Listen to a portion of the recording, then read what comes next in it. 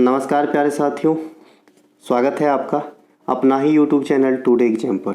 दोस्तों, आज के इस वीडियो में हम 100 इम्पोर्टेंट जीके जीएस की बात करेंगे जो आने वाले सभी exam SSC, CGL, MTS, steno, GD इत्यादि एग्जाम के लिए रामबाण सिद्ध होगी। देखिए दोस्तों, हमारे क्लास में आप एक्स्ट्रा फैक्ट पढ़ते हैं। ये एक्स्ट्रा फैक्ट जो है आपको सीधे कंप्यूटर स्क्रीन के अंदर जो है नज़र आती है, आ रही है और आएगी। तो क्लास को पूरा देखा कीजिएगा, है ना। इससे पहले अगर आप एसएससी की एग्ज़ाम देने वाले हैं तो जो टुडे एग्ज़ाम का ई बुक है, अब इस ई बुक के वजह से हमें भी कुछ लोग जानने लगे हैं, है ना, कि भाई ये जो ई बुक है इनके कहाँ से ओरिजिन है, तो टुडे एग्ज़ाम से है ना। तो ये ई बुक आप ले सकते हैं। ये अपने आप में रामबाण है, 447 पेज की बनावट है इनकी। इस मोबाइल नंबर पे आप व्हाट्सअप मैसेज के थ्रू प्राप्त कर सकते हैं। बिहार एसएससी की कंटेंट अवेलेबल है, सॉल्यूशन के साथ अवेलेबल है। रेलवे 30 सीरीज सॉल्यूशन के साथ, एसएससी 30 सीरीज भी चल रही है, मार्क बूस्टर 30 सीरीज जो भी सॉल्यूशन के साथ 26 क्लास हुई है, और ई बुक का भी मैक्सिमम सॉल्यूशन वीडियो की प्लेलिस्ट है। ठीक है, तो हमारा कोई भी कंटेंट आपको मैक्सिमम सॉल्यूशन के साथ मिलेगा। आप लोग ले सकते हैं जी, ये मोबाइल नंबर है, इस पर आप बाई कर सकते हैं व्हाट्सअप मैसेज के थ्रू ओनली, है ना। अगर आप इस ई बुक में क्या फ़ायदा होती है, क्या घाटा होती है, आपसे छुपा नहीं होगा। कई सिलेक्शन और कई रिजल्ट भी आपने देखे होंगे, फिर भी अगर लेटेस्ट रिव्यू आज की भी बात कर लें, आज का जो है यहाँ पे आप रिव्यू देख सकते हैं। 23 जीके जीएस फर्स्ट शिफ्ट में ही बच्चा बनाए हैं, कैसा गया एग्जाम, सब जीके जीएस की जो है कृपा पैरासीटामोल 500 को इन्होंने दिया है, यानी इस ई बुक को दिया गया है। इसके अलावा मैंने यहाँ पे अपनी जो हमारी व्यथा है ये भी थोड़ा सा मैं व्यक्त किया हूँ कि काश मैं सारे बच्चे को समझा पाता कि भाई पढ़ लो अच्छे से, तुम्हारा काम अच्छा होगा। इनके अलावा यहाँ पे आप देख सकते हैं ये ऑलरेडी सेलेक्ट है, ये बच्चा एसएससी के अंदर सेलेक्ट है और बड़े पोस्ट के लिए तैयारी कर रहे हैं, सीजीएल वगैरह की। तो यहाँ पे इन्होंने लिखा है जो भी लिखा है। चलिए शुरू करते हैं पहले प्रश्नों के साथ। पहला प्रश्न है, निम्नलिखित में से कौन सी नदी रिफ्ट वैली को फॉलो करती है। देखिए, रिफ्ट वैली को फॉलो करती है, भ्रंश घाटी को फॉलो करती है, ये नर्मदा और ताप्ती हो जाएंगे। तो यहाँ पे राइट आंसर नर्मदा और ताप्ती हो जाएंगे। अब नर्मदा कहाँ से निकलती है, ये बड़ी जो है छोटा सा क्वेश्चन है, लेकिन बहुत बार एग्जाम में पूछे जाते हैं। तो नर्मदा नदी मध्य प्रदेश के अमरकंटक से निकलती है ना। अमरकंटक की चोटी से निकलते हैं, पश्चिम दिशा में बहते हुए अरब सागर में गिर जाती है। नर्मदा अरब सागर में गिरने वाली पेनिनसुलर इंडिया यानी प्रायद्वीपीय भारत की सबसे बड़ी नदी है, इन्हें ध्यान रखेंगे। नर्मदा को मध्य प्रदेश का लाइफ लाइन कहा जाता है, जैसे मुंबई का लाइफ लाइन मुंबई के लोकल ट्रेन को कहा जाता है। प्रसिद्ध तीर्थ स्थल ओमकारेश्वर यह नर्मदा नदी के किनारे स्थित है, मध्य प्रदेश के अंदर। नर्मदा नदी डेल्टा का निर्माण नहीं करते हैं। जनरली नदियां जो है डेल्टा का निर्माण करने के लिए जानी जाती है। डेल्टा किसके परिणाम है भाई, नदी में अपर्दन का परिणाम है, ये मैं पहले भी पढ़ा चुका हूँ, है ना। डेल्टा जो है ना गाद युक्त होता है, जो एक जगह जमा होता है और इसकी जो आकार है ट्रायंगल शेप में होता है। और दुनिया में सबसे बड़ी डेल्टा जो है सुंदरबन डेल्टा है, जिसे गंगा ब्रह्मपुत्र डेल्टा भी कहा जाता है, जो भारत और बांग्लादेश तक फैला हुआ है। तो डेल्टा नहीं बनाती है आपका नर्मदा और ताप्ती, ठीक है। इनके अलावा सरदार सरोवर परियोजना, इंदिरा गांधी बांध सागर परियोजना, ये दोनों के दोनों परियोजना इंपॉर्टेंट है और ये नर्मदा नदी पे ही आपको मिलेगी। ताप्ती नदी अरब सागर में गिरती है। कभी कभी अरब सागर के जगह पे आपको खंभात की खाड़ी भी ऑप्शन में देखने को मिलेगा, तो खंभात की खाड़ी भी ऑप्शन आंसर होगा। बंगाल की खाड़ी में गिरने वाली नदियों में मेजर जो है ये गोदावरी है, कृष्णा है, कावेरी है, स्वर्णरेखा है, महानदी है, गंगा है। ये आपका जो है बंगाल के खाड़ी में गिरने वाले नदियों का क्रम भी अरेंज्ड है और ये लोग सब, ये नदी जो है ये सभी के सभी बंगाल की खाड़ी में गिरती है, ठीक है। इनके अलावा जो गोदावरी नदी है, यहाँ से एक क्वेश्चन उद्गम पूछता है, तो ये नासिक के त्र्यंबकेश्वर महाराष्ट्र से निकलते हुए बंगाल की खाड़ी में गिर जाती है। ये पेनिनसुलर इंडिया यानी प्रायद्वीपीय भारत की सबसे लॉन्गेस्ट रिवर है, इन्हें ध्यान रखेंगे। कृष्णा का स्थान पेनिनसुलर इंडिया में सेकेंड स्थान है लंबाई के अनुसार और इनकी उद्गम महाराष्ट्र के महाबलेश्वर से होती है। कावेरी का उद्गम हमने बता दिया था, कावेरी का उद्गम कहाँ से होता है, ब्रह्मगिरी की पर्वत जो कहाँ पे है, कर्नाटक के अंदर है। ये स्वर्णरेखा नदी जो है छोटा नागपुर के पठार साइड से निकलती है ना। इनके अलावा जो आपका महानदी है ये आपका छत्तीसगढ़ के सिहावा के पास से निकलता है, और गंगा जो है गंगोत्री हिमानी से निकलती है, और दो संयुक्त जलधाराओं को मिलने से गंगा का निर्माण होती है, अलकनंदा और भागीरथी। कहाँ पे मिलती है? देवप्रयाग के अंदर मिलती है, तभी जो है अपन गंगा कहते हैं। गंगा का प्रारंभिक सहायक नदी और आखिरी सहायक नदी दोनों जो है उत्तर के दिशा नॉर्थ साइड से इंडिया में मिलती है। प्रारंभिक सहायक नदी यानी पहला सहायक नदी आपका रामगंगा नदी है, और आखिरी सहायक नदी महानंदा नदी है। तो ये ध्यान रखेंगे। गंगा की सबसे बड़ी सहायक नदी प्रयागराज में आपका यमुना है ना, और गंगा की सेकेंड सहायक नदी आरा के पास, बिहार में आरा के पास आपका सोन है। ये गंगा की दूसरी सबसे बड़ी सहायक नदी है। गंगा बांग्लादेश में जाने से पहले दो भागों में विभाजित होती है। पहला भाग को हम हुगली कहते हैं, हुगली, और दूसरे भाग को हम पद्मा कहते हैं बांग्लादेश में जाने के बाद। तो ये गंगा नदी प्रणाली को थोड़ा सा ध्यान रखेंगे। बाद में की डॉल्फिन रिसर्च सेंटर को ध्यान रखना है आने वाले एग्जाम्स के लिए, जो पटना में खुला है। तिब्बत के मानसरोवर से अपन 3 नदी निकालते हैं, सिंधु निकालते हैं, सतलज निकालते हैं, ब्रह्मपुत्र निकालते हैं। ब्रह्मपुत्र को वहाँ पे क्या कहा जाता है? सांगपो कहा जाता है। कहा जाता है? सांगपो कहा जाता है, सांगपो, है ना, सांगपो। इनके अलावा आप लोग मुझे बताइएगा कि सिंधु नदी को वहाँ पे यानी तिब्बत में जहाँ से ये निकलती है वहाँ पे इन्हें क्या कहा जाता है? मैंने बता चुका है आपको, ठीक है भाई, दोनों बता चुका हूँ, सिंगुन खम्बाब और शेरमुख, है ना। तो आप बताएंगे कि कौन किसे कहा जाता है, या फिर दोनों एक ही का नाम है, इसमें से किस नदी का ऐसा नाम है ना, बताइएगा। इनके अलावा कर्नाटक के ब्रह्मगिरी से निकलने वाली प्रमुख नदी कावेरी, अभी बता दिया था।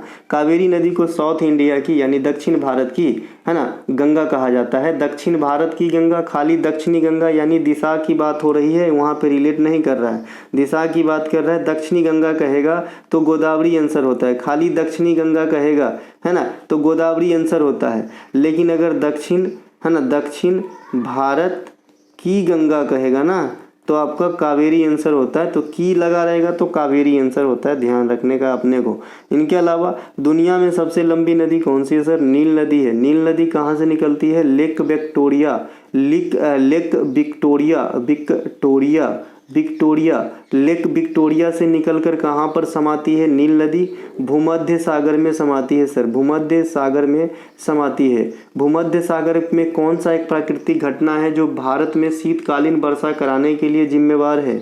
आप कहते हो, है ना, पश्चिमी विक्षोभ, है ना, पश्चिमी विक्षोभ जो है ये इनकी ओरिजिन भूमध्य सागर में भी होती है, और ये आपका भारत में उत्तर पश्चिम भारत में शीतकाल में वर्षा कराने के लिए जिम्मेवार बन जाता है। भूमध्य सागर से लाल सागर को जोड़ने वाले नहर का नाम है स्वेज कनाल, स्वेज नहर, ठीक है। इन्हें भी ध्यान रख लेंगे।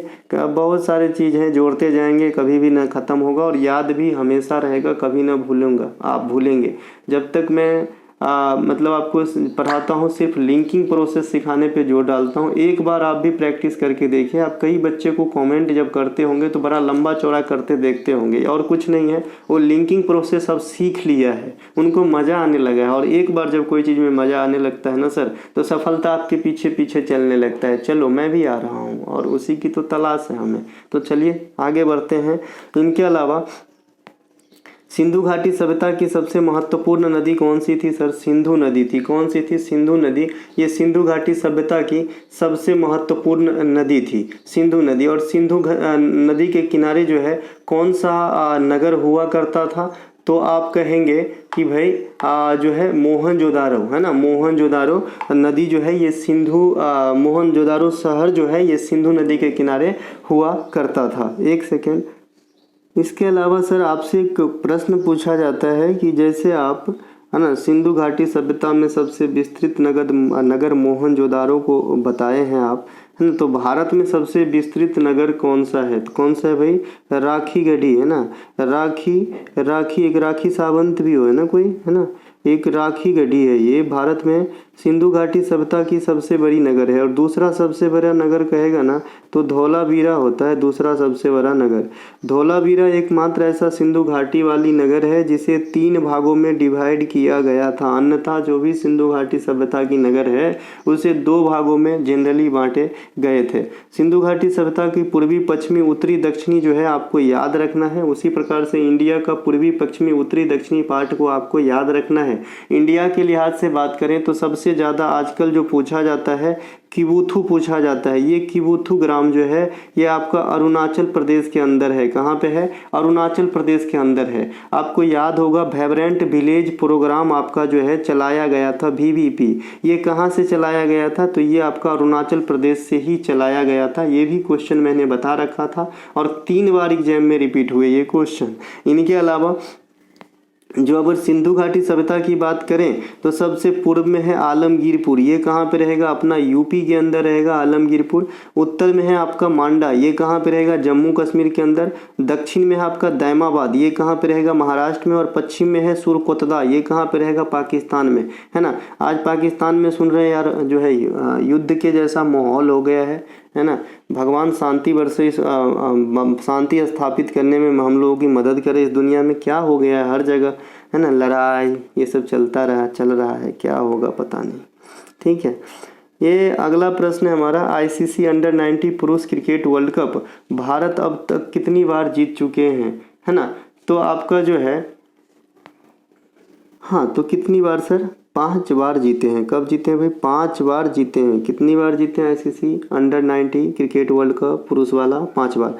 अच्छा, अगर कोई बच्चा पूछे, क्या कोई पूछे आपसे कि भाई अंडर-19 क्रिकेट वर्ल्ड कप जो इंडिया में होती है ये कैसी फॉर्मेट है, तो आप कहेंगे 50-50 फॉर्मेट है। ठीक है, ये कैसी फॉर्मेट है? 50-50 फॉर्मेट है ना। ध्यान रखना है, ये सब क्वेश्चन पूछा जाता है। ICC अंडर-19 पुरुष क्रिकेट वर्ल्ड कप 50 ओवर वाले की शुरुआत की बात करेंगे 1988 में हुआ था। और जब इनकी शुरुआत हुई थी तो इनका नाम क्या था? यूथ वर्ल्ड कप, है ना, युवा विश्व कप। इनका नाम क्या हुआ करता था? युवा विश्व कप नाम हुआ करता था, है ना। युवा विश्व कप पहले नाम हुआ करता था, आधुनिक नाम क्या है? Under-19 cricket world cup. ICC under-19 cricket world cup के विजेता जो लेटेस्ट वाला है यानी 2024 वाला है, इनमें विजेता रहे हैं ऑस्ट्रेलिया, उप विजेता रहे हैं भारत। भारतीय टीम के कप्तान कौन थे? ये वाला ICC अंडर-19 वर्ल्ड कप 2024 में तो उदय सहारन। इससे पहले वाले में कौन थे? यश धूल। कौन थे भाई? यश धूल थे, यश धूल। बाद में इनका IPL में सिलेक्शन भी हुआ था, जैसे कि आपको पता होगा, है ना। ये जो आपका अंडर-19 क्रिकेट वर्ल्ड कप है ये कौन सी प्रतियोगिता है, यानी कितने साल पे आयोजित की जाती है? तो ये बाइनियल है सर, 2 साल में एक बार आयोजित किया जाता है। T20 वर्ल्ड कप 2 साल में एक बार आयोजित किया जाता है अंडर-19 फॉर्मेट वाली। हम चलते हैं आगे। वैसे भी दूसरा भी 2 साल में एक ही बार होता है। T20 अंडर-19 जो महिला वाला अभी स्थापित हुआ था 2023 के अंदर साउथ अफ्रीका में, वो भी 2 साल पे एक बार होता है। बाद में की ODI वर्ल्ड कप हो गया, ये 4 साल पे होता है। फीफा भी 4 साल पे होता है ना, 4 साल पे। ओलंपिक भी 4 साल पे होता है, पैरा ओलंपिक भी 4 साल पे होता है। ये सब 4 सालवा गेम है। इनके अलावा जो है एक क्वेश्चन एक बार आपसे पूछा गया था, है ना, कि भाई शीतकालीन ओलंपिक और ग्रीष्मकालीन ओलंपिक, है ना, समर वाला और आपका विंटर वाला, इन दोनों ओलंपिक के बीच में समान अवस्था में कितनी वर्ष की गैप होनी चाहिए? तो 2 वर्ष की गैप होनी चाहिए। जैसे अभी 2024 में आपका जो है ग्रीष्मकालीन ओलंपिक हुआ है, ग्रीष्मकालीन पैरा भी हुआ है। अभी जो शीतकालीन ओलंपिक होगा ना आगामी, वो 2026 में होगी। कहाँ पे होगी? इटली में होगी, मिलान में, है ना। तो ये 2 वर्ष का गैप रहता है, तो दिमाग को दौड़ाएंगे काम बनेगी, है ना। क्वेश्चन आपको कहीं से भी पूछ सकता है एग्जामिनर पे है भाई, वो इतने महान है तभी तो क्वेश्चन सेट कर रहे हैं। इनके अलावा ICC अंडर-19 T20 महिला वर्ल्ड कप 2023 के विजेता कौन रहे हैं? भारत। इंग्लैंड को हरा के। वेन्यू कंट्री कौन सा था? होस्ट कंट्री कह सकते हैं इसको। साउथ अफ्रीका के अंदर हुआ था, फर्स्ट एडिशन था ये। एशियाई खेल को पहले किस नाम से जानते थे दादा? एशियाड के नाम से जानते थे। कैसे जानते थे भाई? एशियाड के नाम से जानते थे। वर्तमान में चल रहे कॉमनवेल्थ गेम को पहले क्या कहते थे? ब्रिटिश एम्पायर गेम कहा जाता था। इसकी शुरुआत कब होती है? 1930 से होती है। कहाँ से होती है? कनाडा से होता है। कनाडा में हैमिल्टन नामक शहर से होती है। इनके अलावा इसमें कौन पार्टिसिपेट करता है? तो ओनली जो ब्रिटिश सरकार के अधीन कभी न कभी रहा है, हालांकि कुछ अपवाद भी है ना। इनके अलावा जो आधुनिक समय में आप खेलो इंडिया यूथ गेम देखते हैं जो अभी 2024 में एक्चुअली 23 वाला है, छठा एडिशन है जो तमिलनाडु में हुआ है 24 में, जनवरी फरवरी में। तो उसकी शुरुआती इवेंट का नाम था खेलो इंडिया स्कूल गेम, है ना, खेलो इंडिया स्कूल गेम नाम था। 2018 में दिल्ली से स्टार्ट हुआ था। 2019 में इसका नाम बदलकर स्कूल के जगह पे यूथ शब्द को इंक्लूड किया गया। अगला प्रश्न है, वनस्पति तेल से कृत्रिम घी बनाने की प्रक्रिया को क्या कहा जाता है? तो ये होता है सर, कृत्रिम घी बनाने वाली प्रक्रिया को, है ना, हाइड्रोजनीकरण कहा जाता है। डालडा वगैरह बनाने वाली, है ना। हाइड्रोजनीकरण में उत्प्रेरक के रूप में क्या कार्य करता है? तो ये करता है आपका निकेल करता है।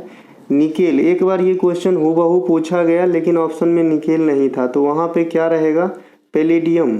पैलेडियम भी जो है आपका इस्तेमाल किया जाता है उत्प्रेरक के तौर पे। अगर प्लेडियम भी ऑप्शन में ना हो तो प्लेटिनम भी ऑप्शन में हो सकता है।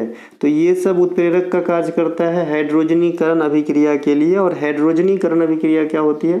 वनस्पति तेल से कृत्रिम घी या डलडा बनाने की प्रक्रिया होती है। अब उत्प्रेरक क्या है और इसकी खोज किसने करा था? उत्प्रेरक कैटालिस्ट होते हैं, इनके खोज बर्जीलियस महोदय ने करा था।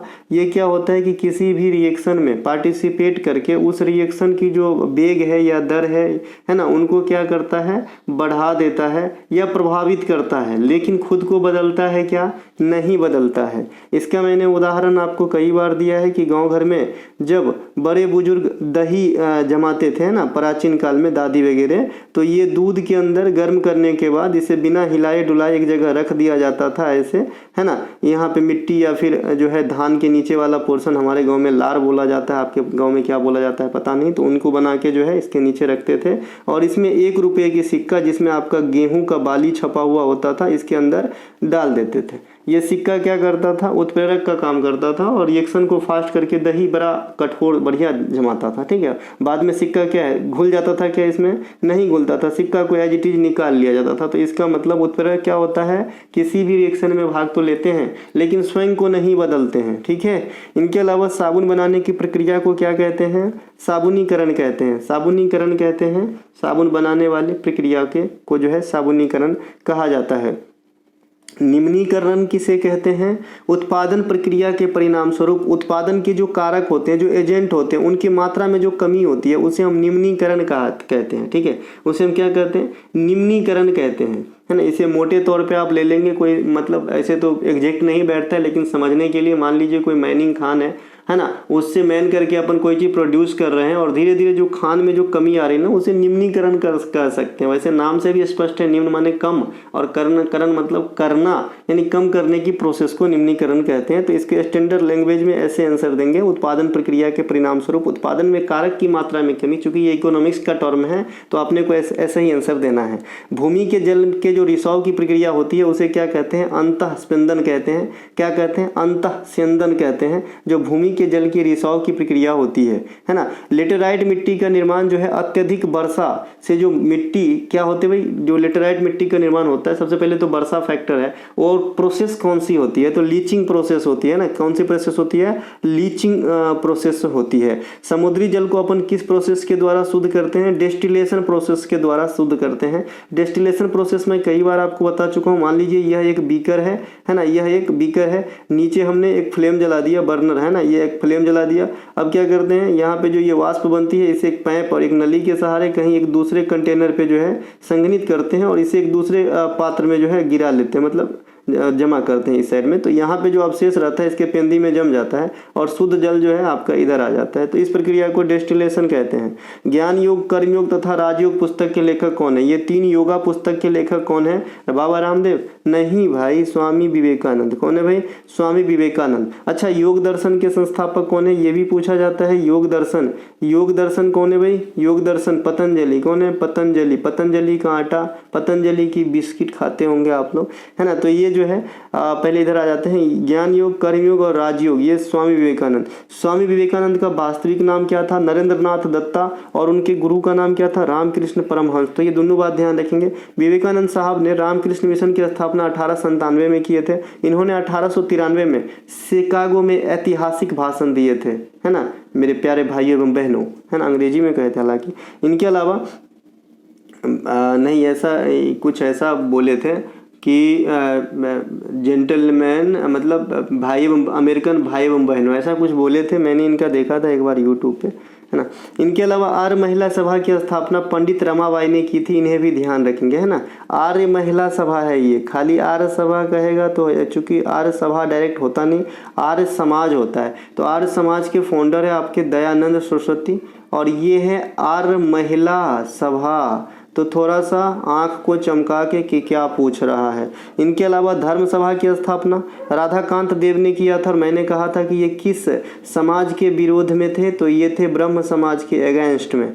आदि ब्रह्म समाज के फाउंडर कौन है? देवेंद्र नाथ टैगोर। ध्यान से समझेंगे सर, आदि ब्रह्म समाज कहेगा तो देवेंद्र नाथ टैगोर होगा, और भारतीय ब्रह्म समाज कहेगा ना तो केशव चंद्र सेन होगा। और खाली ब्रह्म समाज कहेगा ना, यहाँ पे मैं इसी लैंग्वेज में लिख दिया हूँ, खाली ब्रह्म समाज रहेगा तो राजा राम मोहन राय आंसर होगा। तो कभी कभी क्या होता है कि बड़े बड़े एग्जाम में ब्रह्म समाज देखे और बच्चा राजा राम मोहन राय आंसर लगा के घर पे आके अपना 2.5 नंबर एग्जामिनर को गिफ्ट करके आ जाते हैं। तो आपको नहीं करना है, लैंग्वेज को पकड़ना है। आदि ब्रह्म समाज कहेगा तो देवेंद्र नाथ टैगोर, भारतीय ब्रह्म समाज कहेगा तो केशव चंद्र सेन, खाली ब्रह्म समाज रहेगा तो राजा राम मोहन राय आंसर करके चुप्पे चाप निकल जाना है। इनके अलावा वैदिक काल में राजा को क्या कहा जाता था? तो गोपति कहा जाता था। गोपति, गो मतलब गाय से होता होगा, गोपति। वैदिक काल में राजा को गोपति यथार्थ पशुओं का स्वामी कहा जाता था। क्या कहा जाता था? पशुओं का स्वामी कहा जाता था, है ना। वैदिक काल में गोमत भी ये कुछ शब्द होता था, वैदिक काल में गोमत,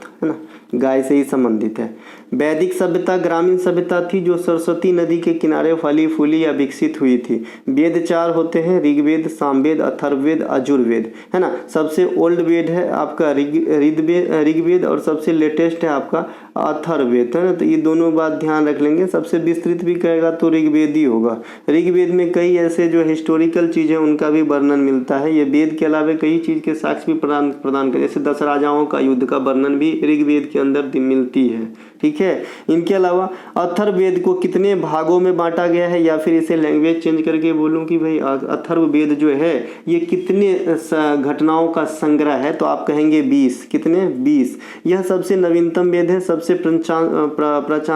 प्राचीनतम वेद जो है ये ऋग्वेद है, जैसे कि मैंने अभी बताया था आपको। ऋग्वेद में गंगा नदी का जिक्र सिर्फ 1 बार है, यमुना नदी का जिक्र 3 बार है, सरस्वती नदी को सबसे पवित्र बताया गया है, और सिंधु नदी का जिक्र जो है सर्वाधिक बार है, सबसे अधिक बार है। तो यहाँ पे ऋग्वेद को नदी को रिलेट करके 4 क्वेश्चन पूछा जाएगा सर। इनके अलावा अर्थशास्त्र में गिफिन वस्तु का क्या मतलब होता है? गिफिन वस्तु, है ना, गिफिन वस्तु क्या होता है? गिफिन वस्तु क्या होता है? जिसपे मांग का नियम एप्लीकेबल ना हो, जिसपे मांग का नियम एप्लीकेबल ना हो, ऐसे वस्तु को हम क्या कहते हैं? गिफिन वस्तु कहते हैं। गिफिन वस्तु का तात्पर्य ऐसे वस्तु से है जिनकी कीमत में बढ़ोतरी के साथ डिमांड भी बढ़ जाती है। यानी अगर वैल्यू मतलब दाम बढ़ रहा है तो डिमांड भी बढ़ रहा है, दाम घट रहा है तो डिमांड भी घट रहा है। इसका बहुत ज़्यादा दूर जाने की उदाहरण लेना है छोटा सा, तो नमक को समझ लीजिएगा, ठीक है। ऐसा तो नहीं कि नमक का भाव कम हो जाएगा तो लोग 25 कुंटल खरीद लेंगे, है ना, ऐसा होगा क्या?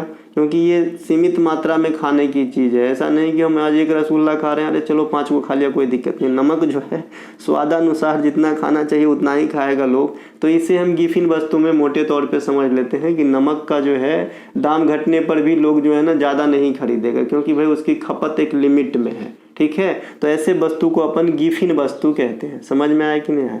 देखिए, अभी मैंने कहा कि मांग के नियम एप्लीकेबल ना हो, इसका मतलब आपको मांग का नियम भी जो है समझ में आना चाहिए। देखिए, मांग और पूर्ति का नियम दिए थे अल्फ्रेड मार्शल, है ना। और मांग का नियम सीधे सीधे रहेगा तो एडम स्मिथ भी आप आंसर लगा सकते हैं। एडम स्मिथ जो है इकोनॉमिक्स का फादर कहा जाता है, और एडम स्मिथ के द्वारा वेल्थ ऑफ नेशंस नाम का एक किताब लिखा गया था जो काफ़ी फेमस है, आपके एग्जाम में आता है। कभी कभी छोटू चीज़ भी एग्जाम में आ जाता है। जैसे भी एक क्वेश्चन पूछा गया था कि न्यूटन ने गति का नियम अपने किस पुस्तक या जो आपका उनका वृत्तांत है उनमें प्रकाशित किया था या छापा था, तो भाई प्रिंसिपिया नामक पुस्तक था। ये बहुत छोटू सी क्वेश्चन है लेकिन पूछ तो गया ना, तो आपको जो है छोटू बड़ू नहीं करना है, लिंकिंग चीज़ सीखना है कि भाई एक चीज़ आया अपने को रिलेट कर लेना है चीज़ों को। इनके अनुसार जो मांग और पूर्ति का नियम होता है ना, एक बढ़ेगा तो दूसरा घटेगा। और मैंने क्या कहा था कि हमेशा आपको जो है प्राइस से स्टार्ट करना है बोलना है ना, डिमांड से स्टार्ट करेंगे ना घचपचा जाएंगे, गलती हो जाएगा। प्राइस से स्टार्ट करना है कि किसी भी वस्तु की प्राइस बढ़ने से डिमांड घटता है, किसी भी वस्तु की प्राइस घटने से डिमांड बढ़ता है। यह मांग एवं आपूर्ति का नियम, मांग एवं पूर्ति का नियम जो है कहलाता है। ठीक है। इनके अलावा पूरक वस्तुएं क्या होती है, जिनका एक साथ इस्तेमाल किया जा सके, एक के अलावा दूसरा अधूरा है ना। जैसे है ना, तुम बिन मैं अधूरा रहा, माई वाला एक गीत आपने सुना होगा, है ना, वास्तविक में मार्मिक गीत है वो, है ना। तो ऐसा ही है पूरक वस्तु, एक के बिना दूसरा अधूरा है। ये कैसा है, जैसे पेट्रोल और आपका मोटरसाइकिल, है ना, जैसे मोबाइल और उसका बैटरी, है ना, ये एक के बिना अधूरा है। अभी के समय में बात करेंगे मोबाइल और डाटा, ये एक दूसरे के बिना अधूरा है ना। अगर डाटा नहीं है तो मोबाइल किसी काम का नहीं, याद ही नहीं आता। मैं एकदम श्योर इस बात को कह सकता हूँ कि इंसान एक किताब नहीं खरीदता होगा आज, लेकिन डाटा खत्म होने से पहले ही चिंता सता रहा होगा, कल डाटा खत्म हो जाएगा, है ना। चलिए, इसके अलावा बंद अर्थव्यवस्था का तात्पर्य यह है कि देश में आयात और निर्यात नहीं होना है। कोई भी देश में अगर बंद अर्थव्यवस्था है तो वह देश स्वतः किस कैडर में आ जाएगा, गरीब देश में आ जाएगा। ना उधो को लेना ना माधो को देना, कोई चीज़ का आदान प्रदान हो ही नहीं रहा है। हम प्रोड्यूस कर रहे हैं, खुद ही जो है गटक जा रहे हैं, दूसरे से कुछ लेना देना है नहीं, तो हम कहाँ से अमीर होंगे। तो ऐसे देश जो है गरीबी की तरफ निकल लेते हैं। इनके अलावा अंतर्राज्यीय परिषद का गठन कब किया गया था, 1990 में किया गया था। अंतर्राज्यीय परिषद है साहब ये। इनके अलावा योजना आयोग का गठन 1950 में किया गया था। अंतर्राज्यीय परिषद संवैधानिक निकाय है कि नहीं, तो आप कहेंगे हाँ ये संवैधानिक निकाय है सर, आपने कल ही बताया था ये चीज़। हाँ भाई, संवैधानिक निकाय है, इन्हें ध्यान रखेंगे। इनके अलावा 2015 में योजना आयोग को अपन रिप्लेस कर दिया, किससे भाई, नीति आयोग से। नीति आयोग के प्रथम महिला CEO कौन थी, सिंधु श्री खुल्लर, और एकमात्र महिला CEO बनी थी, है ना। तो ये ध्यान भी रखेंगे। इनके अलावा प्रथम उपाध्यक्ष अरविंद पनगड़िया थे, और अभी अरविंद पनगड़िया क्या बन गए हैं, जो नया वाला वित्त आयोग का गठन हुआ है ना 16वें क्रमांक का, तो उनमें चीफ चुना गया है, अध्यक्ष चुना गया है। राष्ट्रीय महिला आयोग का गठन 1992 में हुआ था। लेकिन अगर आपसे इसी क्वेश्चन को एग्जामिनर थोड़ा आपके साथ खेला खेले तो, कि भाई राष्ट्रीय महिला आयोग का गठन किस अधिनियम के अनुसार हुआ है, ऑप्शन में 92, 90, 98, 94 रहेगा, तो आपको आंसर 90 करना है। क्योंकि जो है ना, कि भाई जो ये अधिनियम आया था ना महिला आयोग का गठन के ऊपर, वो 90 में ही आया था, 92 में एस्टेब्लिश्ड हुआ था। राष्ट्रीय मानवाधिकार आयोग के अध्यक्ष कौन होते हैं, अध्यक्ष कौन होते हैं, चलिए क्वेश्चन आपसे पूछ ही लिया, क्योंकि कई बार बता दिया हूँ। राष्ट्रीय मानवाधिकार आयोग के अध्यक्ष कौन बन सकते हैं, एक लफ्ज में आंसर दीजिएगा, पोस्ट का नाम भी लिख लीजिएगा तो चलेगा, ठीक है। 1993 में की जो है एस्टेब्लिशमेंट होती है। विश्व व्यापार संगठन का गठन जो है ये आपका 1995 में होता है, WTO का। इससे क्वेश्चन आपसे एग्जामिनर करता है कि क्या WTO के बारे में निम्नलिखित में से कौन सा कथन असत्य है, तो उनमें एक कथन होता है कि इसका मुख्यालय जेनेवा में है। दूसरा कथन होता है साहब कि ये जो है GATT का स्थान लिया है। तीसरा कथन होता है साहब भारत इसके प्रारंभिक संस्थापक देशों में शामिल है ना। और चौथा कथन होता है कि भाई इसकी मुख्यालय मतलब कहीं और है, या फिर ये जो है विश्व व्यापार संगठन कुछ और भी लिख देगा, मान लीजिए वो जो नहीं होगा। तो इसमें से ऊपर के जो 3 कथन हम लिखे ना ये सही है। जेनेवा मुख्यालय है, GATT का स्थान लिया है, और भारत इनके प्रारंभिक सदस्य देशों में शामिल रहा है। इंपीरियल बैंक ऑफ इंडिया की स्थापना 1921 में हुआ था। इसी बैंक का नाम बदलकर 1955 में SBI कर दिया गया, और आज इंडिया का सबसे टॉप मोस्ट बैंक है SBI। सार्वजनिक क्षेत्र के, प्राइवेट क्षेत्र के सबसे बड़े बैंक वर्तमान में HDFC हो गया है। नाबार्ड की स्थापना 1982 में शिवरमन समिति की अनुशंसा पे कृषि सेक्टर से एफिलिएटेड संस्था है। सिडबी की स्थापना, ये सूक्ष्म ऋण देता है लघु उद्योग के लिए, 1990 में आबिद हुसैन समिति पे किया गया था, ठीक है। और इसका मुख्यालय आपका नाबार्ड का है मुंबई में या बम्बई में, और सिडबी का है लखनऊ के अंदर, है ना। इनके अलावा RBI की स्थापना 1935 में, RBI का भी हेडक्वार्टर मुंबई में है। RBI की राष्ट्रीय स्पष्टीकरण अलग पूछी जाती है, 1949 में होती है। आरबीआई का आयोग भी पूछा जाता है कि किस आयोग के द्वारा स्थापित हुआ था, तो हिल्टन यंग आयोग के द्वारा, जैसे अभी मैंने नाबार्ड में बताया शिवरामन समिति के अनुशंसा पे, वैसे ही है ना। इनके अलावा कोलकाता, मुंबई और मद्रास में हाई कोर्ट एक साथ आया 1862 में, लेकिन सबसे पहले पूछेगा तो कोलकाता आंसर करना है। बाद में कि सुप्रीम कोर्ट भी सबसे पहले कोलकाता में ही आया था 1774 में, 1773 के रेगुलेटिंग एक्ट के थ्रू। ठीक है, तो ये बात भी आपको ध्यान रख लेना है। अगला प्रश्न है कि 1837 के अंदर ब्राह्मणी लिपि को पढ़ने या समझने में सफलता किसे मिली थी? जेम्स प्रिंसेप को। सीधे सीधे ये क्वेश्चन दूसरे लैंग्वेज में ये पूछ रहा है कि अशोक के शिलालेख को पढ़ने में सफलता किसे मिला था? तो जेम्स प्रिंसेप को मिला था। भारतीय पुरातत्व का जनक अलेक्जेंडर कनिंघम को कहा जाता है। अशोक के शिलालेख को पढ़ने में सफलता जेम्स प्रिंसेप को मिला था। शिलालेखों का प्रचलन अशोक के समय से ही हुआ था। अशोक को अपन देवनाम प्रियदर्शी भी कहते हैं ना, देवनाम प्रियदर्शी भी कहते हैं किसे? अशोक साहब को। अशोक मौर्य सम्राट थे, कौन से वंश के भाई? मौर्य सम्राट। अशोक के नाम से जुड़ा हुआ है कलिंगा युद्ध, है ना। कलिंगा युद्ध कब होती है? 261 बीसी में होती है। ये कलिंगा आधुनिक कौन सा राज्य है इंडिया का? ओडिशा है। इसे उत्कल तट भी कहा जाता है, उत्कल तट भी कहा जाता है उड़ीसा को। कल या परसों मैंने बताया था असम का दो नाम। असम का दो नाम कौन सा है? एक तो प्राग्ञ ज्योतिषपुर है ना, प्राग्ञ ज्योतिषपुर है, और एक आपका जो छोटा सा नाम है कामरूप। तो ये दोनों ध्यान रखेंगे, असम का नाम होता है ना। असम का एक और नाम अहोम भी होगा, अहोम, है ना, अहोम भी होता है, तो ये भी ध्यान रखेंगे। तो ये सब ध्यान रख लेंगे थोड़ी बहुत, है ना, काम बनेगी भाई, है ना।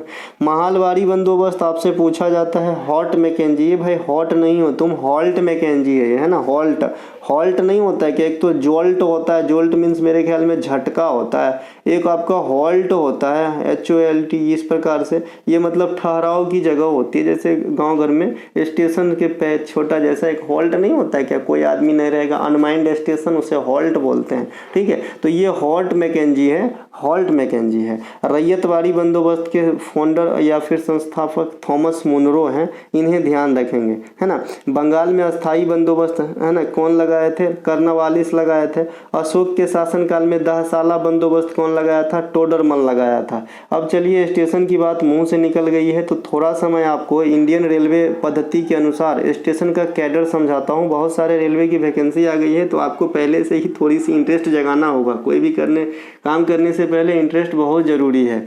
देखिए, इंडियन रेलवे में स्टेशन दो प्रकार के होते हैं, एक आपका ब्लॉक स्टेशन होता है और एक आपका नन ब्लॉक स्टेशन होता है। ये कहने का मतलब क्या है? Block station, non block station. Block station में 3 क्लास की स्टेशन होता है, ABC, और नन ब्लॉक स्टेशन में एकमात्र स्टेशन होता है D क्लास का स्टेशन। तो 4 क्लास का जो है ABCD अल्फ़ाबेटिकल ऑर्डर में बटे होते हैं स्टेशन। ठीक है, इनके अलावा इन सब से परे स्पेशल क्लास स्टेशन भी होता है। स्पेशल क्लास स्टेशन में गाड़ी की जो चलना है या फिर यातायात संचालन है वो गाड़ी ही तय करता है, यानी सिग्नलिंग व्यवस्था तय करता है कि हमें आगे कोई गाड़ी मिलेगा या नहीं मिलेगा, कितने दूर पे मिलेगा, ये सब बताता रहता है वाया सिग्नल के द्वारा, है ना। लेकिन ये जो अन्य आप देख रहे हैं, स्पेशल क्लास को भूल जाने के बाद यहाँ पे जो मैंने 4 क्लास बताया, इन तीनों क्लास में आदमी रहता है, ABC में आदमी रहता है। अब ABC कहने का मतलब क्या है? स्पीड लिमिट से है कि भाई A वाले स्टेशन में उस सेक्शन में कितने स्पीड से गाड़ी जा सकती है, B वाले में कितने से और C वाले में कितने से। ये जो D स्टेशन है ना, यहाँ पे कोई भी आदमी नहीं रहता है, ये अनमाइंड स्टेशन होता है। आपने गांव घर में, अगर आप छोटे गांव खेरे से बिलोंग करते हैं तो आपने देखा होगा कि एक ट्रेन आके रुकती है ना, और बहुत एक ही 2 ट्रेन आके रुकती है और मात्र एक सिग्नल है और कुछ नहीं है स्टेशन पे। लोग आके चढ़ते हैं हटिया बाजार जाने के लिए और बस भर दिन में एक आध रुकती है और कोई स्टेशन, कोई बिल्डिंग, कुछ भी नहीं है। तो ये सिग्नल ही पूरा स्टेशन का काम कर रहा होता है। ठीक है, इसे अनमाइंड स्टेशन, D ब्लॉक स्टेशन कहा जाता है। और ये सिग्नल को कौन कंट्रोल कर रहा होता है? जो नज़दीकी आपका, है ना, बड़ा स्टेशन होता है, ABC क्लास में से कोई भी। तो ये मैं थोड़ा सा आपको जानकारी दिया हूँ, अच्छा लगा हो तो मतलब बोल देना ठीक है, आज बुरा लगा हो तो माफ़ी चाहता हूँ, क्योंकि ये आपके काम का फ़िलहाल तो नहीं है। जब आप रेलवे में आ जाएंगे, इंटरनल एग्जाम देंगे, तब आपके काम के बनेंगे। इनके अलावा बंगाल में अस्थाई बंदोबस्त बता दिए थे ये सब, है ना। चलते हैं आगे। काली मिट्टी का रंग काले कलर का क्यों होता है? तो ये होता है टेटनीफेरस मैग्नेटाइट की उपस्थिति के कारण। काली मिट्टी को क्या कहते हैं? रेग्यूर मिट्टी कहते हैं, कपासी मिट्टी कहते हैं या काली मिट्टी कहते हैं, ब्लैक चरनोजम भी कहते हैं। कपास की खेती अच्छी होती है। इसका निर्माण बेसाल्ट चट्टान के टूट फूट या क्षरण से होती है। इसके जगह पे आप आग्नेय चट्टान भी लिख सकते हैं। इसके जगह पे आप ज्वालामुखी क्रिया से निर्मित भी लिख सकते हैं, कोई भी दिक्कत नहीं है। ये कैसे होता है मैंने आपको कई बार बता चुका है कि भाई ज्वालामुखी क्रिया होगा तो नीचे जो द्रवीभूत शैल होती है वो क्रेटर के सहारे, यानी जो ज्वालामुखी का मुख होता है उसे क्रेटर कहते हैं, उसके सहारे जो बाहर आएगा तो क्या आएगा? मैग्मा चेंबर से मैग्मा निकलेगी बाहर, जमेगा, क्या कहलाएगा? लावा। और यही लावा जो है चट्टानी रूप धारण करेगा तो कौन सा चट्टान बनेगा? आग्नेयी चट्टान। और जब यही आग्नेयी चट्टान टूटेगा, क्षरण आएगा, कमजोरी आएगी तो कौन सी मिट्टी का निर्माण होगी? काली मिट्टी का निर्माण। समझ रहे हैं कि नहीं समझ रहे हैं? तो ये हो गया। इसके अलावा जो काली मिट्टी है ये इंडिया में तीसरे सबसे अधिक पाए जाते हैं। लाल मिट्टी का रंग लाल होता है आयरन ऑक्साइड के उपस्थिति के कारण। इसकी प्रकृति कैसी होती है? अम्लीय होती है। अम्लीय प्रकृति होने के कारण ये अत्यधिक उपजाऊ होती है कि कम उपजाऊ होती है? तो आप कहेंगे ये कम उपजाऊ होती है। क्या होती है भाई? कम उपजाऊ होती है। भारत में सेकेंड स्थान है इसका पाए जाने के मामले में, यानी जलोढ़ मिट्टी के बाद सबसे ज़्यादा लाल मिट्टी पाई जाती है, उसके बाद काली मिट्टी का नंबर तीसरे स्थान पे है। जलोढ़ मिट्टी यह काफ़ी उपजाऊ होती है। जलोढ़ मिट्टी में अगर आप कहेंगे कि कौन से तत्व बहुत ज़्यादा पाए जाते हैं तो पोटास है ना। पोटास लाल कलर का होता है, मैंने भी खेत में इस्तेमाल किया है ना। इसमें गंध ज़्यादा नहीं रहता है, वो थाइमेट खाद होता है। बाप रे बाप, इतना गंध करता है थाइमेट खाद, है ना, कि घर में रखा रहेगा ना तो समझ में आता है कि वो थाइमेट खाद रखा है कहीं पे, है ना। ये देखिए पोटास की मात्रा बहुल होती है। नदियों द्वारा लाए गए जो पदार्थ होते हैं, जो मिनरल्स वगैरह होते हैं, जो बहा करके लाते हैं और उसी से उसका निर्माण होता है। जलोढ़ मिट्टी का 2 प्रकार के होते हैं, खादर बांगर बता दिए थे, किसे खादर कहेंगे किसे बांगर कहेंगे, है ना। जिसपे नवीन जो मिनरल्स है नदियों के द्वारा लाया गया वो इस साल नहीं आया और वो जो छूट गया तो उसे हम कहते हैं बांगर। और जिस पे तुरंत इसी साल डाला गया है नवीन मिनरल्स नदियों के द्वारा बहा कर लाया हुआ तो उसे हम कहते हैं खादर। तो खादर और बांगर, नवीन और पुराना। खादर को कहते हैं नवीन, बांगर को कहते हैं पुराना। याद रखने में कंफ्यूजन हो, बंगर मतलब बंजर से समझ लीजिएगा। बंजर मतलब कोई काम का नहीं, बेकार, पुराना, है ना, ऑब्सोलीट, है ना। मैनग्रोव वन को ज्वारीय वन कहते हैं, ध्यान रखेंगे। यह दलदली वाली वन होती है मैनग्रोव वन। इनके अलावा अगला प्रश्न है हमारा कि तृतीय पंचवर्षीय योजना के मॉडल कौन से थे? चक्रवर्ती, सुब्रमण्यम मॉडल या सैंडी मॉडल? भी मैंने ये तीनों बता रखा है, तीनों में से कोई भी रखेंगे काम होगा। इनके अलावा प्रथम पंचवर्षीय योजना हेराल्ड डोमार मॉडल पर आधारित हुआ करता था, 51-56 अवधि। मैंने 12 पंचवर्षीय योजना अच्छे से बता रखा है और कम से कम 12 बार तो मैंने पूरा इसमें बता रखा हूँ भाई। तो अब क्या करूँ, याद नहीं कर पाए? अच्छे से कीजिए, पढ़ना ही होगा और आपके पास कोई विकल्प नहीं है अगर आप, है ना, कुछ करना चाहते हैं तो, ठीक है। दूसरे पंचवर्षीय योजना पीसी महालनोबिस के मॉडल पर आधारित है। इनकी अवधि 56 से 61 होती है। फिर अगला तीसरा जोड़ लीजिएगा, 61 से 66 हो जाएगा। फिर 3 साल का गैप रखिएगा, 66 से 69। इसे हम कहते हैं योजना अवकाश के काल, ठीक है। फिर उसके बाद पांचवें पंचवर्षीय योजना में जाएंगे तो 4 साल के लिए जोड़िएगा सर, 1974 से 78। फिर से इसे ब्रेक कर दीजिएगा बीच में, है ना। ब्रेक करने के बाद क्या होता है, जनता पार्टी की सरकार बनती है। 1978 से 83 तक के लिए जो है रोलिंग प्लान की अवधारणा को गढ़ते हैं। लेकिन यह रोलिंग प्लान जब कांग्रेस के हाथ में फिर से सत्ता जाती है तो 1980 में ख़त्म कर देता है और उसी साल से 1980 से 85 के लिए छठी पंचवर्षीय योजना का गठन हो जाता है। तो इस प्रकार से गैप है पंचवर्षीय योजना में। इनके अलावा 1991 और 1992 ये 2 साल और गैप है पंचवर्षीय योजना में, ठीक है। चलते हैं आगे। इनके अलावा अच्छा, सबसे अधिक जो पंचवर्षीय योजना में चीज़ों को समावेशित किया गया या बल दिया गया, जो कॉमन टर्म है, ये है आत्मनिर्भरता। प्रथम 7 पंचवर्षीय योजना में इनको टारगेट किया गया। किस जनजाति के लोग दिवाली को शोक के रूप में मनाते हैं? तो ये है भाई थारू जनजाति के लोग, ये दिवाली को शोक के रूप में मनाते हैं। दिवाली को प्रकाश का त्यौहार कहते हैं। यह कार्तिक माह में मनाया जाता है। कार्तिक माह में दुर्गा पूजा कहेगा तो आश्विन में होता है, आश्विन में होता है दुर्गा पूजा डीपी। और ये दिवाली कार्तिक में होता है। छठ भी कार्तिक में होता है क्योंकि दिवाली के 6 दिन के बाद ही छठ होती है और छठ 4 दिनों की त्यौहार है और सूर्य भगवान की पूजा होती है, बिहार की त्यौहार है। इनके अलावा होली की रंगों का त्यौहार कहा जाता है, जो हिंदू कैलेंडर फागुन के जो है महीना में होती है।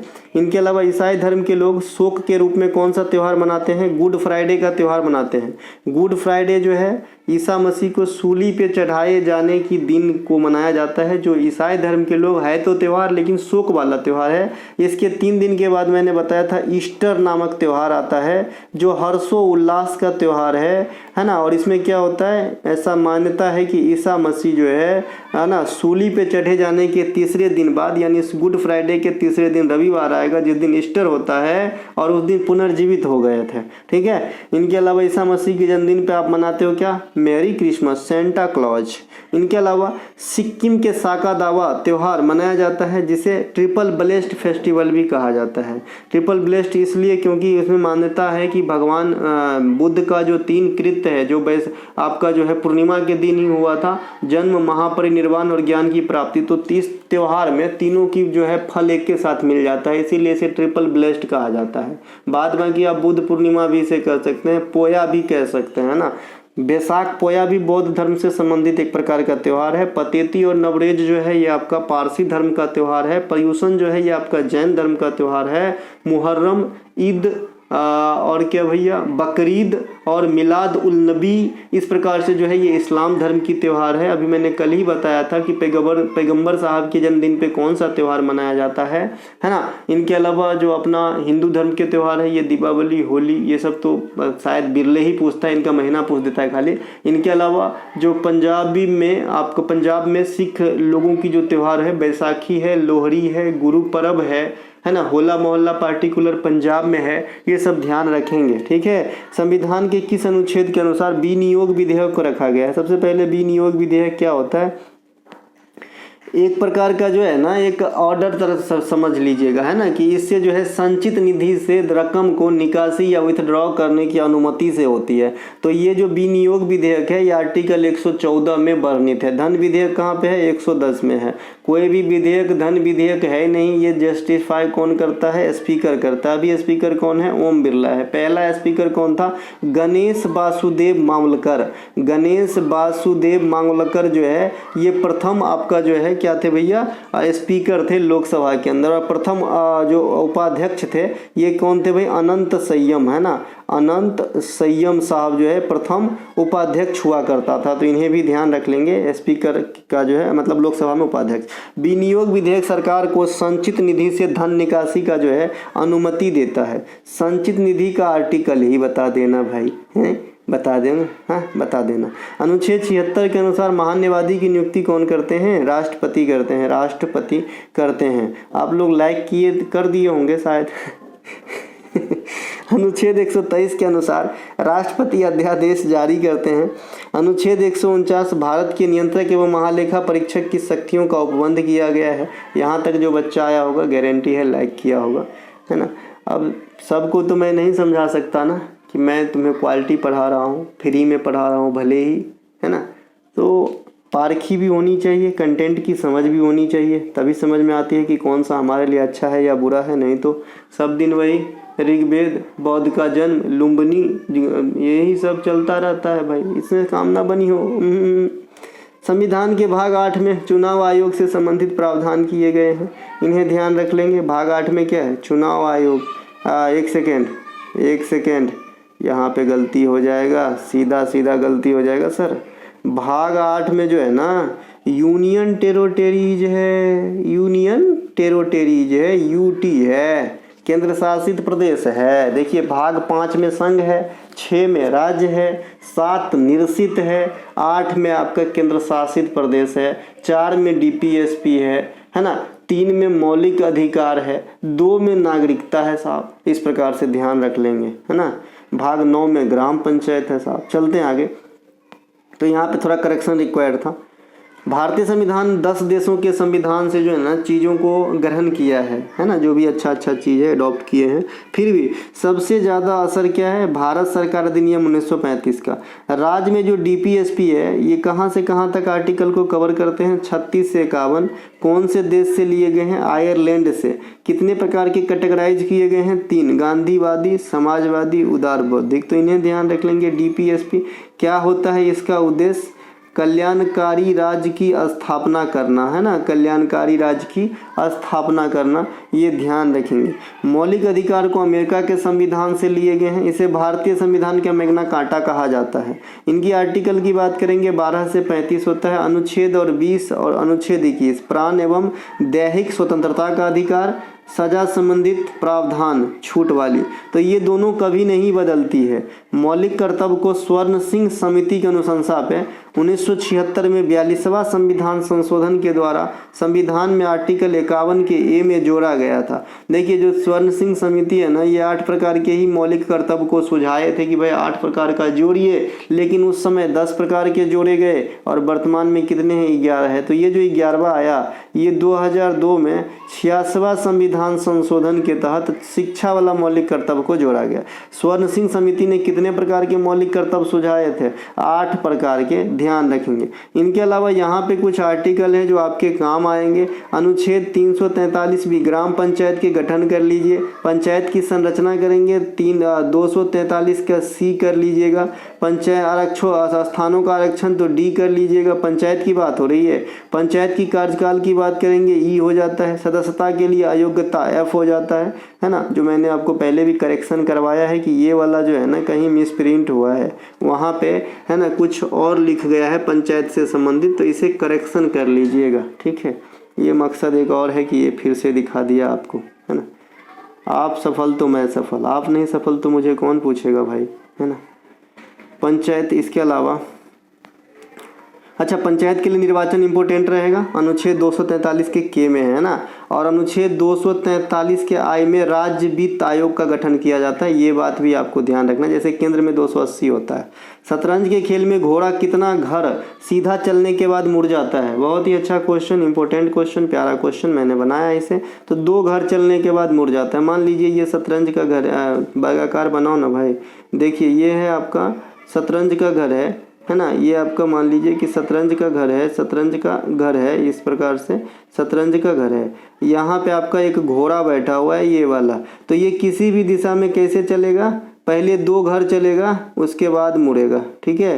पहले 2 घर चलेगा उसके बाद, मान लीजिए कि नीचे की तरफ भी चलना है तो पहले ऐसे आएगा, फिर इधर आके रुकेगा इस घर में। मान लीजिए ऊपर की दिशा में चलना है तो 2 घर यहाँ चलेगा, इधर आके रुकेगा। मान लीजिए तिरछा चलना है तो यहाँ से 1 घर, फिर इधर एक, मान लीजिए कोई इधर घर है, अब फिर मुड़ेगा इधर, तो इधर आके रुकेगा। ये हमेशा एल शेप में चलता है, यानी 1 घर 2 घर और फिर एक बार मुड़ता है ना। तो ये हमेशा 2 घर सीधा चलने के बाद, एक दिशा में चलने के बाद मुड़ जाता है तिरछा, यानी एल शेप में चलता है। इसके डायरेक्शन कैसे भी हो सकते हैं, ये एल है ना ऊपर की तरफ भी हो सकता है, ये एल इधर भी हो सकता है, ये एल इधर भी हो सकता है, ये एल इधर भी हो सकता है। तो इनकी कोई भाई दिशा नहीं है, लेकिन एक साथ 2 घर चलेगा फिर मुड़ेगा, ऐसा कहने का मतलब है। ये है घोड़ा। घोड़ा को अपन क्या कहते हैं शतरंज में, नाइट कहते हैं। ऊंट को क्या कहते हैं, बिशप कहते हैं। और हाथी को क्या कहते हैं, रुक कहते हैं ना। शतरंज खेल में चतुरंग कहा जाता था पहले। 64 को घर होता है, 2 कलर में होता है ना, आपका जो है काला और सफ़ेद में होता है। 32 को घर जो है अलग अलग रंग में रंगे होते हैं, है ना। मुझे अपने ही रंग में रंग ले मेरे यार सावरे, आपने गीत सुना होगा। इनके अलावा शतरंज के खेल में 32 गोटी होती है, दोनों पक्ष में 16-16 गोटी डिवाइड किए होते हैं। शतरंज खेल की शुरुआत हमेशा सफ़ेद गोटी वाले खिलाड़ी करते हैं और हमेशा प्यादा से स्टार्ट होता है। प्यादा पहले टर्म में 2 घर चल सकता है, वैसे बाध्यता नहीं है, आप 1 घर भी चला सकते हो, लेकिन पहला टर्म में ये 2 घर चल सकता है।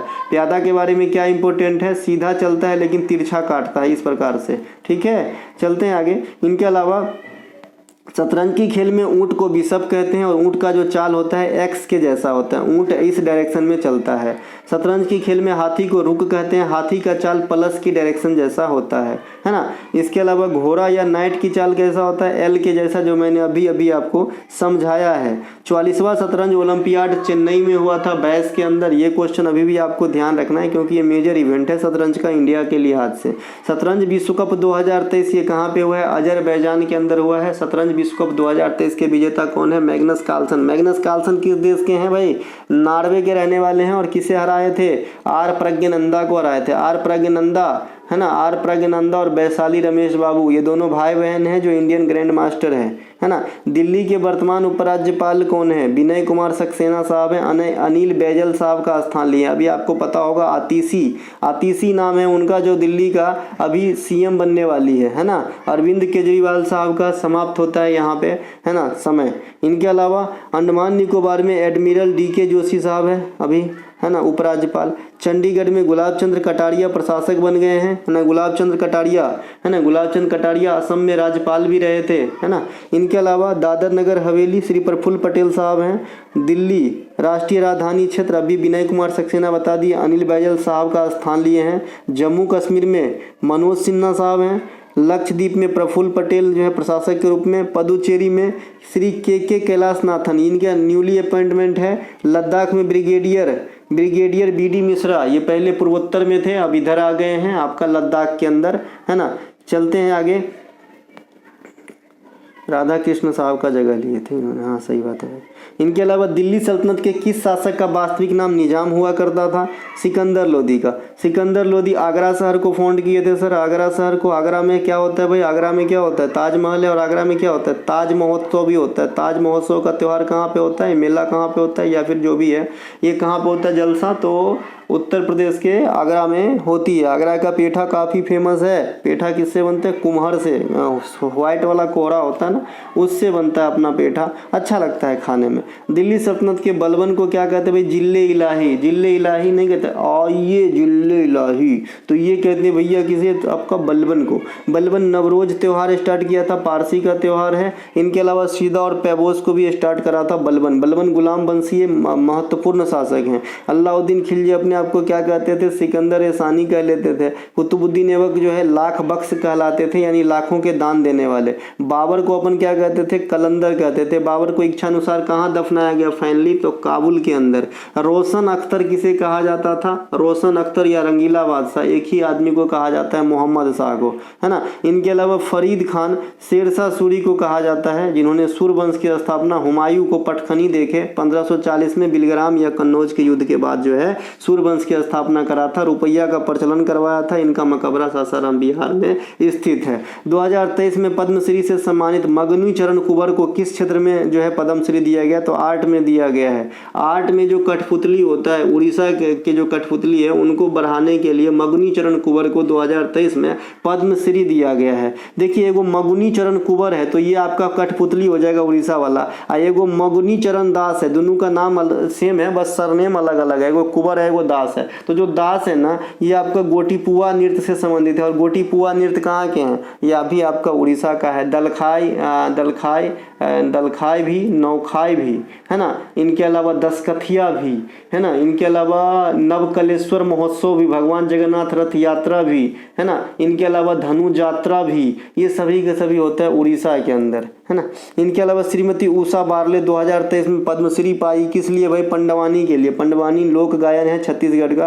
तीजन बाई का नाम आपने सुना होगा। नीचे है जोधिया बाई बैगा। अब बैगा एक जनजाति होता है, छत्तीसगढ़ वगैरह में पाया जाता है बैगा जनजाति। जोधिया बाई बैगा को 2023 में पद्मश्री चित्रकला के क्षेत्र में दिया गया था सर। नालिनी कमालिनी अस्थाना को 2022 में पद्मश्री कथक नृत्य के लिए दिया गया था। तो ये थे आज का हमारा लेक्चर। अगर अच्छा लगा हो तो लाइक कर लीजिएगा, अपने दोस्तों में शेयर कर लीजिएगा। चैनल पे पहली बार विजिट कर रहे हैं तो चैनल को सब्सक्राइब कीजिएगा। एक्चुअली अब जो है ना, मुझे आप लोगों की मदद की ज़रूरत है ना। मदद की ज़रूरत कहने का मतलब है सपोर्ट की ज़रूरत है। मैं पढ़ाना चाहता हूँ और क्वालिटी ही पढ़ाता हूँ, जैसा कि आपके सामने रिजल्ट भी होगा कितने सारे, है ना।